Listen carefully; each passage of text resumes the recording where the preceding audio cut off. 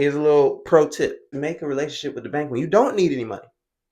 And and continue to ask for it because you don't need it. Why would a bank give you what you need when you haven't given them what they need? Banks make money off of two things. They take your money and What's up? Life of a hustler, gotta do it for mother, gotta do it for father, even though he act like a sucker. Life of a hustler, gotta do it for granny, gotta do it for brothers, even if they think I don't love them. Been getting active and hustling. What's up? We back with another episode of the More Action Podcast. You know how we do on this channel. We talk about elevation, mindset, credit, business, all in one. But on this episode, I'm going to remind y'all of the information I told y'all about a year ago that's just as relevant today. You need to start building relationships with banks. A lot of people are in situations where they want a car loan because they know they can afford the car payment. There are some people in situations where they want a mortgage. They want their first house. They want just a little cushion, because some months are slow, some months, pay a lot. So it'd be nice to have a substantial credit card, something like that, right? What bank is going to give you what you need if you've only been with them a week, 2 weeks? Never been in their bank at all. Why would a bank give you what you need when you haven't given them what they need? All right, here's a little pro tip. Banks make money off of two things, okay? Investments and interest, okay? They take your money that you put in your savings, your checking, and they invest it, okay? Because when it's sitting inside of their bank, the money belongs to them. I know you think it's yours. I know when you log into your account and it says you have $100 in your checking, you think you have $100, but you gave it to the bank. They are using that money some way, shape, or form. It's either loaned out to somebody else or invested into the stock market. Just because it says $100 on a screen doesn't mean it's actually there. Point I'm trying to make is banks need more money to make money because that's what they do. So when you go to a bank for the first time ever with no money in your pocket asking for a credit card, a loan, why? They're not sure if you're good for the money, if you're good for the loan, if you're going to make payments on time. You've never helped them do what they do to make money. That's two reasons to deny you, to give you a higher interest rate. You see what I'm saying? You got Regions, you got Wells Fargo, Navy Federal, or Truist. But there are other banks like credit unions, the local banks in your state. These are member-based banks. So if you have relationships with both, you have access to twice the amount of money. And credit unions tend to give out better, loans and interest rates. Once you start building these bank relationships, what's next? Like, I put $100 in a checking account. I opened up a savings account with this bank. Like, okay, now what? Now you ask for more money. That's what you do.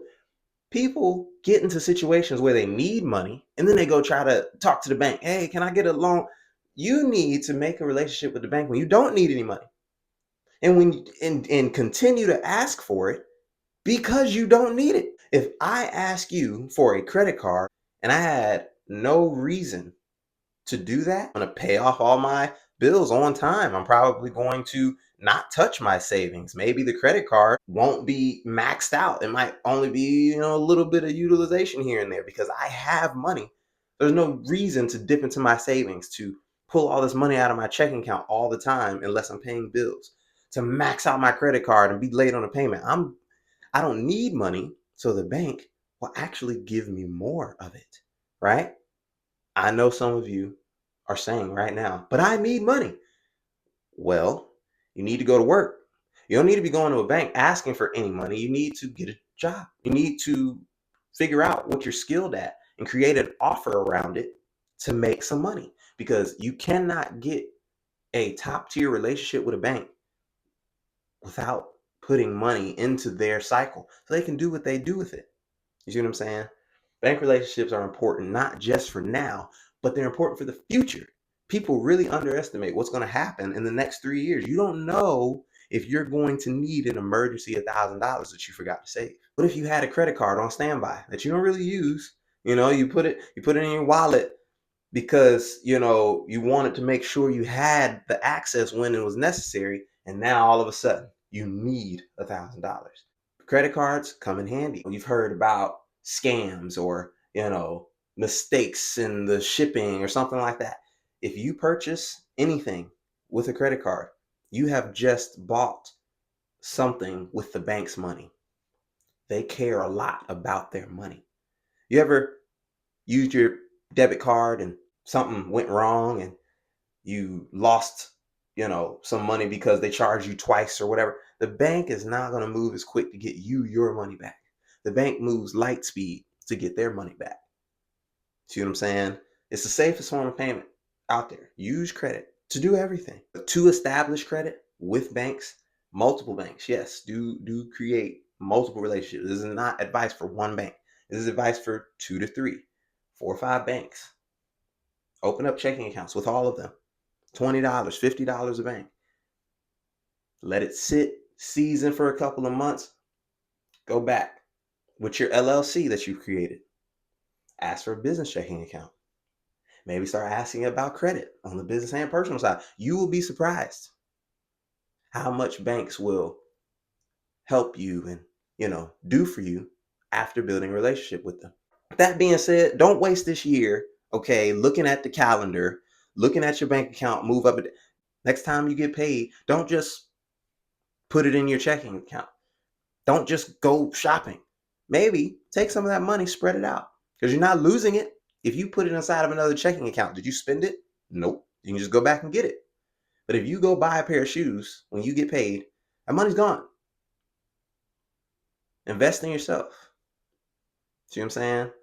Bank relationships and you combined, you never know what company could be built. You know what I'm saying? You never know what business could be started. I don't know who you are, but if you had the same access I did, what would you do with it? If you want to get credit limits like this or like this, stay tuned with More Action Podcasts, okay? Because we're going to tell you how to get higher limits. We're going to tell you how to get more money on the business side and how to keep your personal credit score in check so the endless amount of money is always available to you. You understand what I'm saying? Like, follow, subscribe, all that good stuff. It's your boy, Brandon J. Till next time. Peace.